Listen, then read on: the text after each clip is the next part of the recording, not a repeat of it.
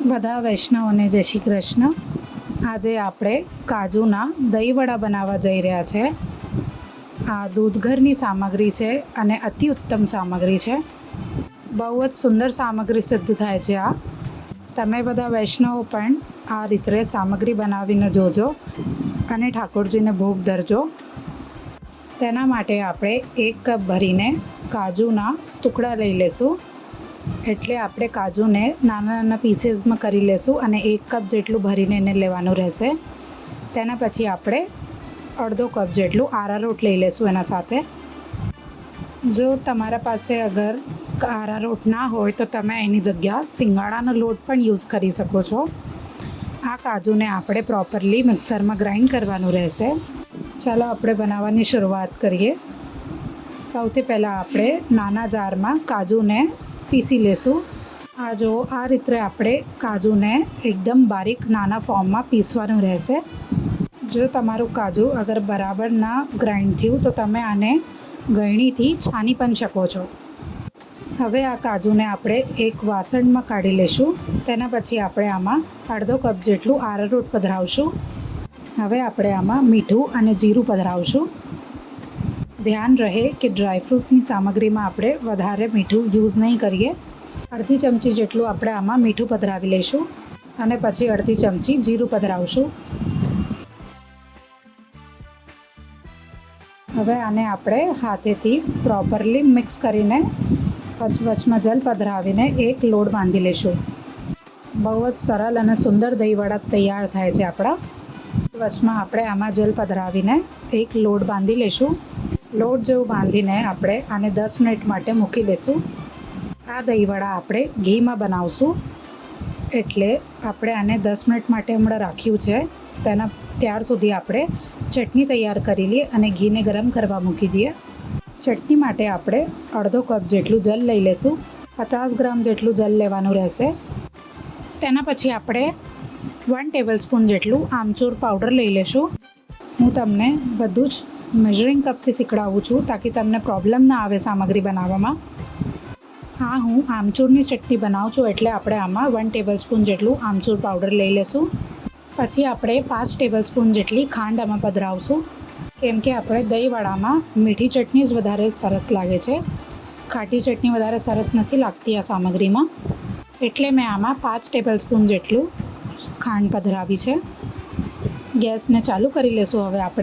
હવે આપણે આમાં જરાક મીઠું પધરાવશું અને જીરું પધરાવશું। પછી સરસ રીતે આને મિક્સ કરી લેશું। હવે આપણે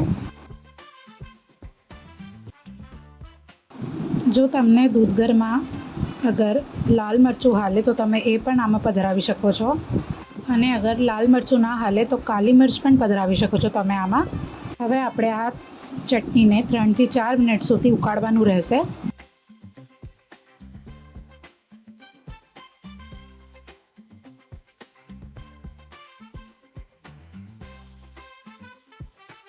હવે આપણે ગેસને બંધ કરી લેશું।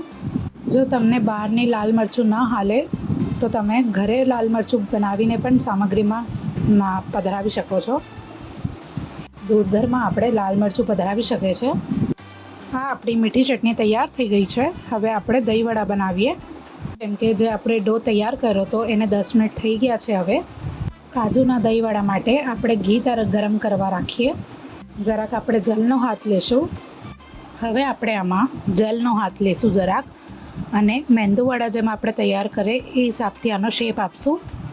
મેંદુવડા સ્ટાઇલમાં આપણે આને બનાવી લેશું।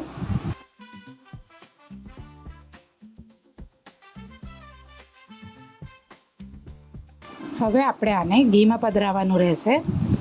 ઘી આપણે નોર્મલ લેવાનું છે, ના વધારે ગરમ ના વધારે ઠંડુ, નોર્મલ ઘી લેવાનું રહેશે। આપણે આ રીતે આપણે બધા દહીંવડા તૈયાર કરી લઈશું। આ પ્રકારથી બનાવવાથી દહીંવડામાં ઘૂંટલા નહીં પડે તમારા। એકદમ સોફ્ટ અને સુંદર દહીંવડા તૈયાર થશે।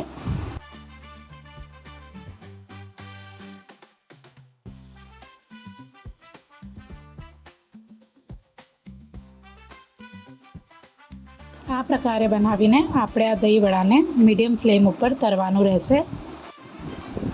પલટી કરી લેશું હવે આપણે આની એટલે હવે આપણે આને બીજી સાઈડ શેકી લેશું. જ્યાર સુધી આપણી કઢાઈ ગરમ નથી થતી ત્યાર સુધી આપણે ફ્લેમ હાઈ રાખવાનો રહેશે. તેના પછી આપણે આને મીડિયમ ફ્લેમ કરી લેશું.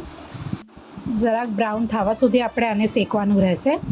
બહુ વધારે ડાર્ક પણ નહીં આપણે શેકીએ આને.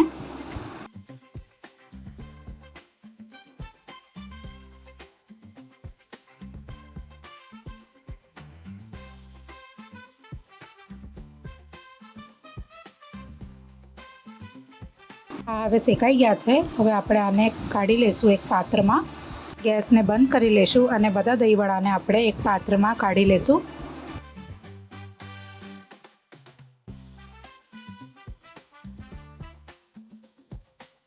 હવે આપણે દહીં લેશું, એને એક કપડામાં બાંધી લેશું તાકી એનો ખાટું પાણી છે એ બધું નીકળી જાય. અને પછી એક પાત્રમાં એને પણ કાઢી લેશું આપણે અને એને વ્યવસ્થિત આપણે ફેટી લેશું.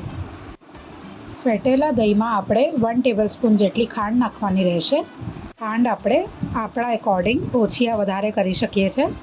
હવે આપણે અડધી ચમચી જેટલું મીઠું પણ પધરાવી લેશું આમાં. સરસ રીતે આપણે દહીંને મિક્સ કરી લેશું. આપણું દહીંવડાનું દહીં તૈયાર થઈ ગયું છે. ચટણી પણ આપણી તૈયાર થઈ ગઈ છે. હવે આપણે આમાં જરાક જલ પધરાવશું અને આને નરમ કરશું. ખાલી 1 થી 2 મિનિટ માટે જ આપણે આને જલમાં રાખવાનું રહેશે. એકદમ સોફ્ટ થઈ જશે આ. વધારે વાર સુધી અગર આપણે આને જલમાં રહેવા દેશું તો આ ઘરી જશે અને સામગ્રી સરસ નહીં બને. એટલે ખાલી આપણે આને 1 થી 2 મિનિટ માટે જ જલમાં પધરાવશું. પછી આપણે આને બીજા પાત્રમાં કાઢી લઈશું. આપણા વડા તૈયાર થઈ ગયા છે. હવે બધાને આપણે એક અલગ અલગ પ્લેટમાં કાઢી લઈશું.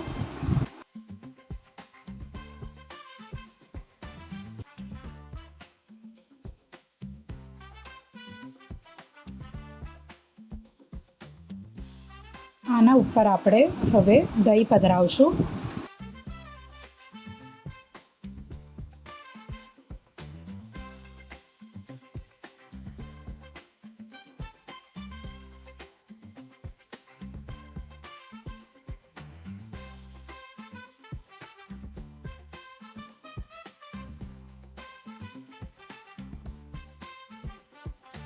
આમચૂરની ચટણી પધરાવશું. હવે આપણે આમાં જે આપણે તૈયાર કરી હતી ની જગ્યા તમે ચટણીમાં ગોળ પણ પધરાવીને ચટણી તૈયાર કરી શકો છો.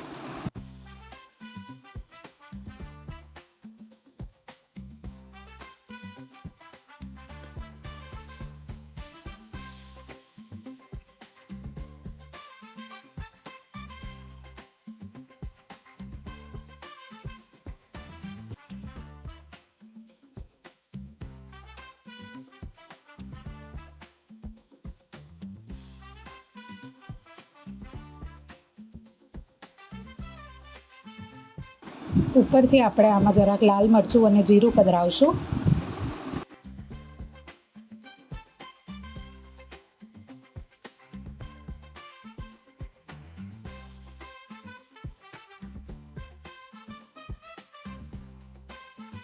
હા, આપણા કાજુના દહીંવડા તૈયાર થઈ ગયા છે. ખૂબ જ સુંદર અને સોફ્ટ સામગ્રી તૈયાર થઈ છે. આપ બધા વૈષ્ણવ પણ આ સામગ્રી સિદ્ધ કરો અને ઠાકોરજીને પ્રેમથી ભોગ ધરો. બધા વૈષ્ણવોને જય શ્રી કૃષ્ણ.